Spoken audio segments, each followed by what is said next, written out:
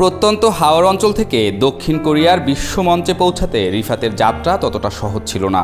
এক যুগেরও বেশি সময়ের সাধনায় তিনি পরিচিতি পেয়েছেন আন্তর্জাতিক অঙ্গনে।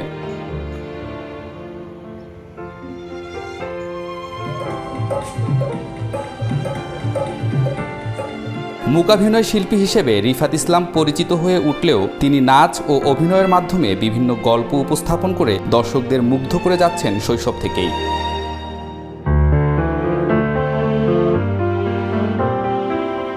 কিশোরগঞ্জের যশোদল গ্রামের রিফাতকে দক্ষিণ কোরিয়ার মঞ্চে মূকাভিনয় করতে দেখে গর্বিত তার প্রতিবেশী ও শুভাকাঙ্ক্ষীরা। দক্ষিণ কোরিয়ার মতো একটা মঞ্চে পারফরমেন্স করেছে, এটা আসলে আমাদের কিশোরগঞ্জের খুবই গর্বের বিষয়। শুধু কিশোরগঞ্জের না, সারা বাংলাদেশের একটা গর্বের বিষয় এটা। 2011 সাল থেকে মূকাভিনয়ের চর্চা করছেন রিফাত ইসলাম। সেই মূকাভিনয় পরিবেশন করেই দক্ষিণ কোরিয়ার সিউলে অনুষ্ঠিত 2025 সালের আন্তর্জাতিক শিল্প উৎসব Seoul world art fair festival মাতিয়ে আসলেন রিফাত। রিফাত ভাই যে শরীর দিয়ে ভাষায় কথা বলে, আসলে তার অভিনয় না দেখলে আমি কখনো বুঝতাম না যে শরীর ভাষা দিয়ে যে এই অভিনয় করা যায় বা বলা যায়। আয়োজকরা জানান, বাংলাদেশকে এই অনুষ্ঠানে যেভাবে ফুটিয়ে তোলা হয়েছে তাতে তারা আনন্দিত। তারা ভবিষ্যতেও রিফাতের সাথে কাজ করতে আগ্রহী।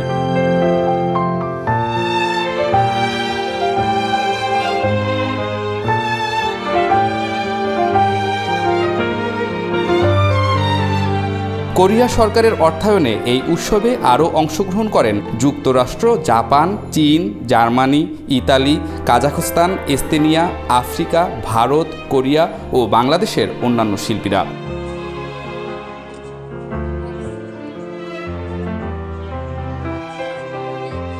এর আগে ভারতের ত্রিপুরায় ডাক পেয়েছিলেন রিফাত। এবার দক্ষিণ কোরিয়ার মাটিতে বাংলাদেশকে তুলে ধরার সুযোগ পেয়ে তিনি বেশ আনন্দিত।